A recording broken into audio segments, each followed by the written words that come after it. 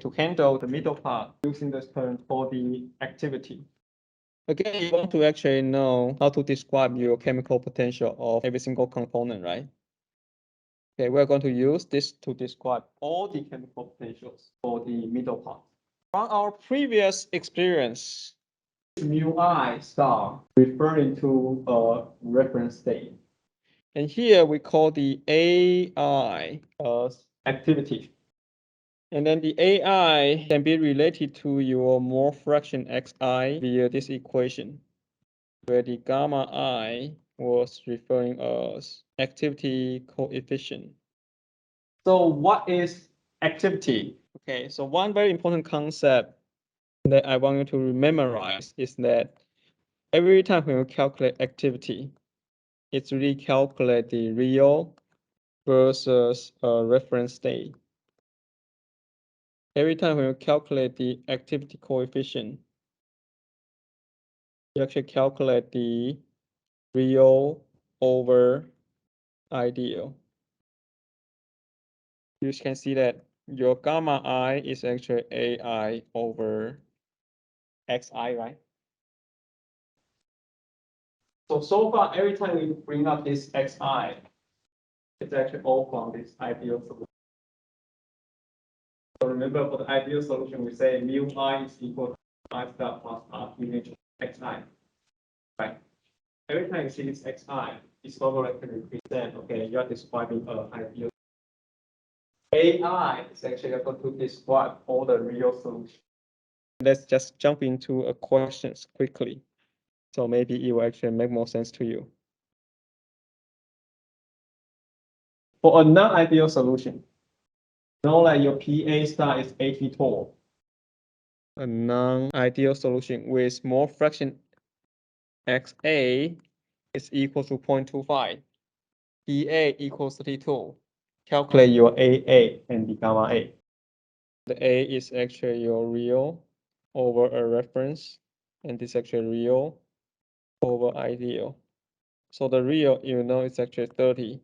Reference is actually your PA star, therefore it's 80. So this gives you 0.375.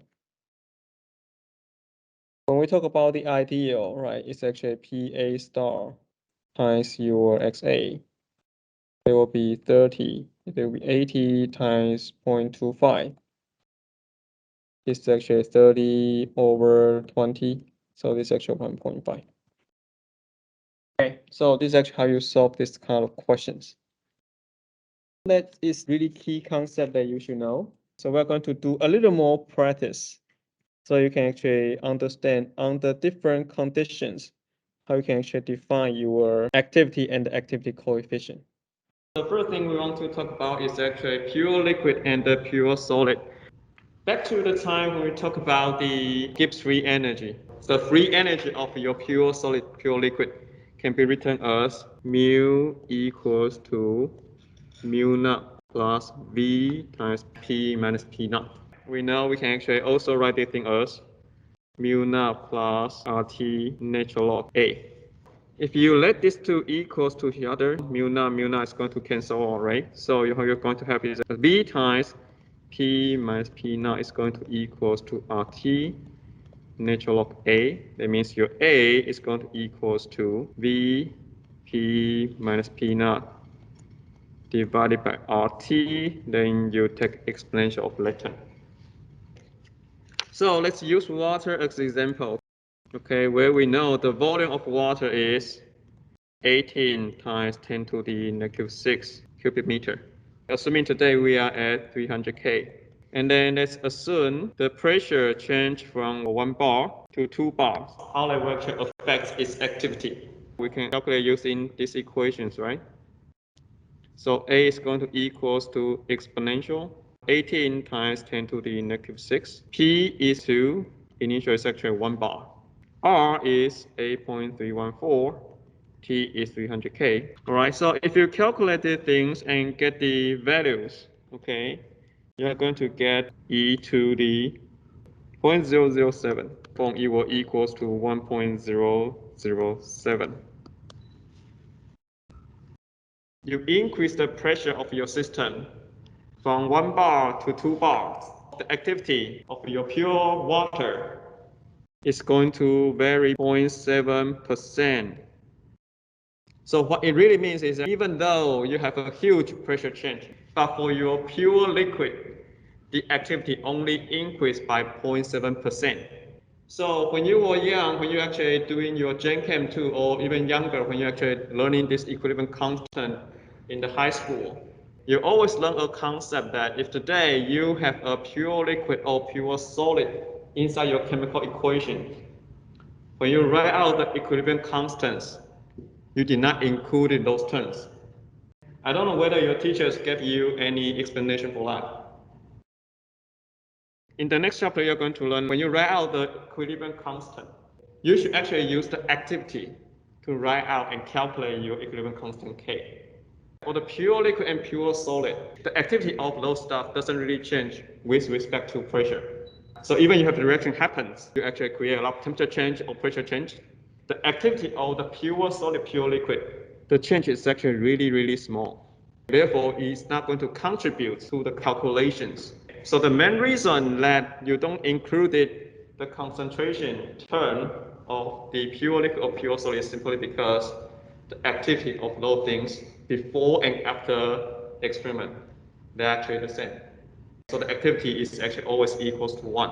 Since it's actually equal to 1, when you put it in or don't put it in, it doesn't actually affect the calculation of your equilibrium constant K. So starting from now, you should have good understanding about like why you should not put the concentration terms of your pure liquid or pure solid in your equilibrium constant.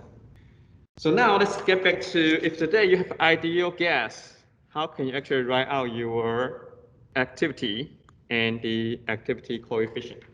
Here you need to use the concept that, okay, activity is real over reference state, and the activity coefficient is real over ideal.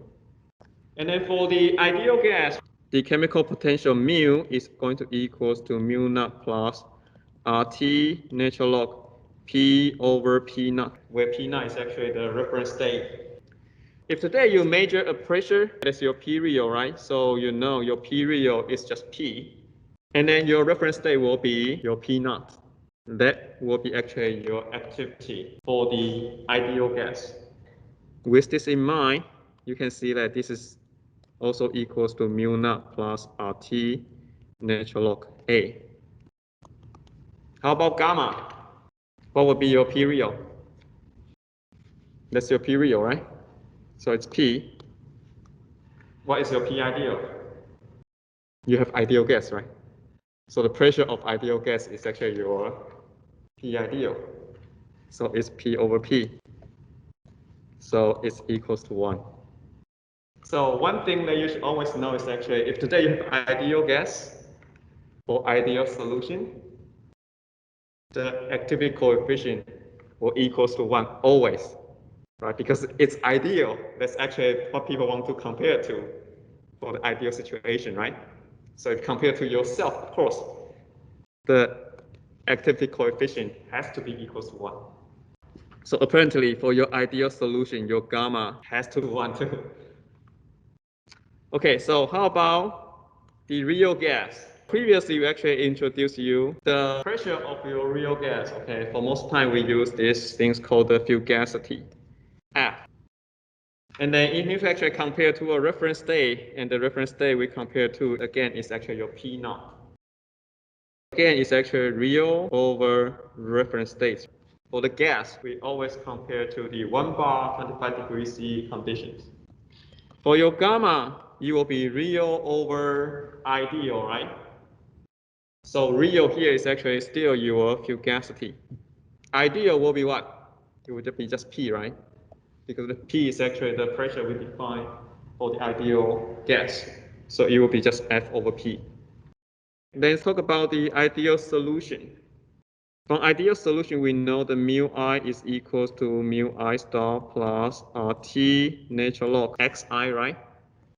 That xi is actually xi over 1.